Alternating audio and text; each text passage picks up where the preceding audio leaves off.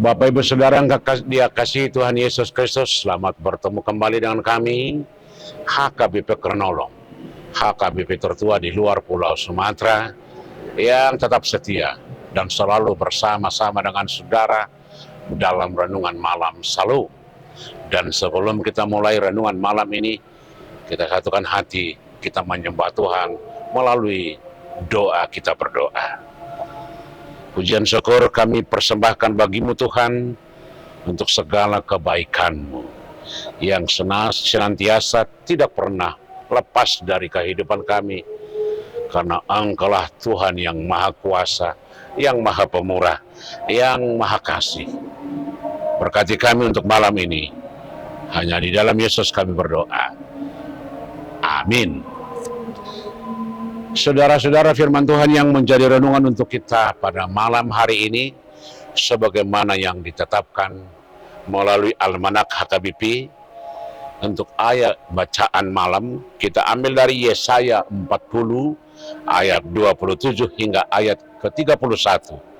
Dan ayat pembimbing kita ambil dari ayat yang ke-28, demikian firman Tuhan. Tidakkah kau tahu dan tidakkah kau dengar, Tuhan ialah Allah kekal yang menciptakan bumi dari ujung ke ujung. Ia tidak menjadi lelah dan tidak menjadi lesu, tidak terduga pengertiannya.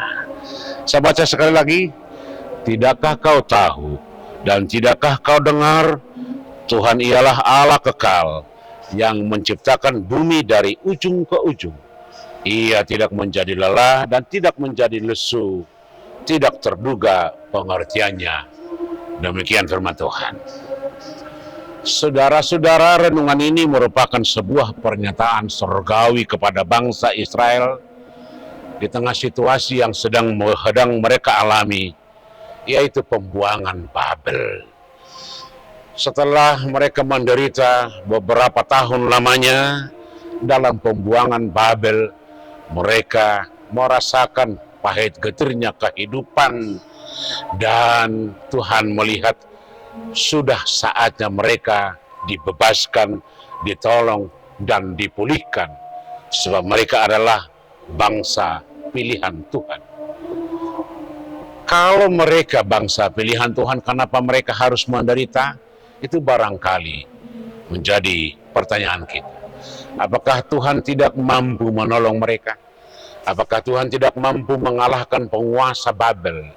Apakah Tuhan tidak lagi sayang kepada mereka? Tetapi sebenarnya adalah bangsa itu harus mengalami penderitaan seperti itu. Itu adalah akibat kesalahan mereka sendiri.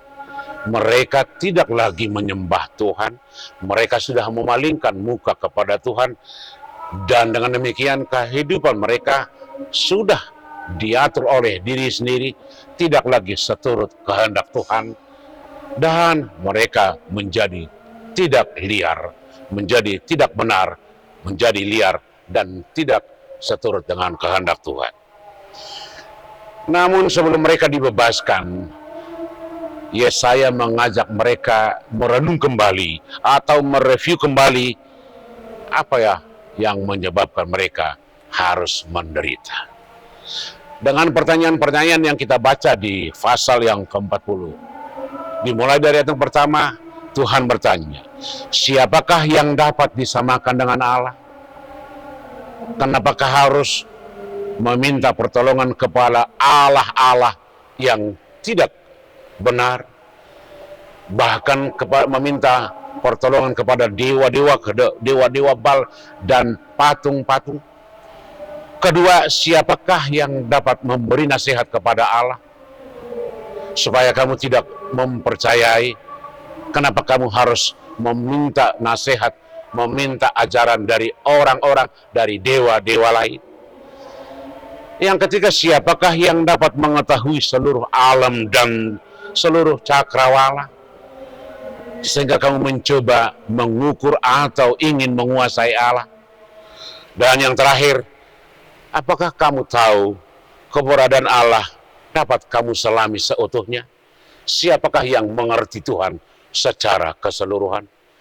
Pertanyaan-pertanyaan ini menyadarkan mereka agar kembali memahami dan mengerti siapakah yang membebaskan mereka dari pembuangan Mesir, siapakah yang menolong mereka di selama perjalanan padang gurun, siapakah yang membawa mereka ke tanah perjanjian di tanah Kanaan, siapakah yang memberikan mereka kemakmuran, kesuksesan pada zaman Raja Daud dan Salomo, siapakah yang memberikan kehidupan mereka setiap hari.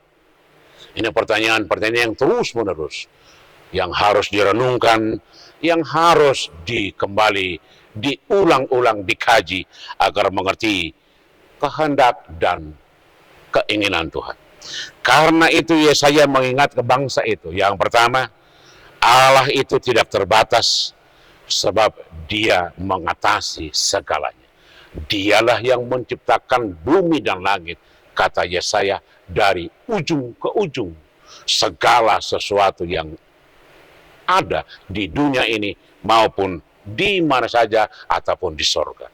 Karena itu jangan pernah ragukan kemampuan Tuhan, jangan pernah sangsikan kekuasaan Tuhan. Yang kedua, Allah itu kekal sebab Dialah Alfa dan Omega. Yang artinya saudara-saudara, Allah itulah awal dan Dialah akhir. Dia pemilik segala sesuatu. Tidak ada apapun sebelum Dia dan tidak ada apapun setelah Dia. Artinya dari awal sampai akhir Dialah yang empunya. Yang ketiga adalah Allah itu omnipresent. Artinya Dia hadir di mana-mana. Dia tidak dibatasi tempat, Dia tidak dibatasi oleh situasi, Dia tidak dibatasi oleh lingkungan, tetapi Dia hadir memberi segala sesuatu yang perlu bagi Tuhan.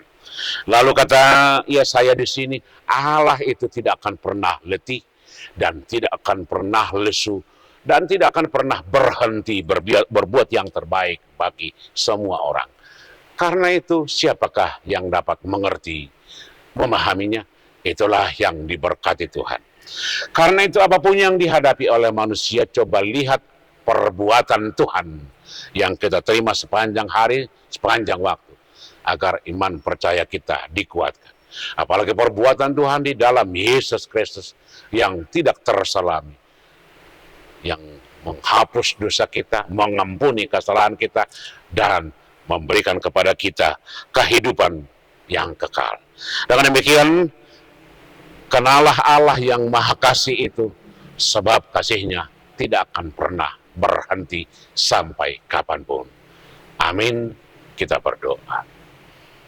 Terima kasih atas kasih-Mu yang tidak terbatas, yang senantiasa kami terima setiap hari.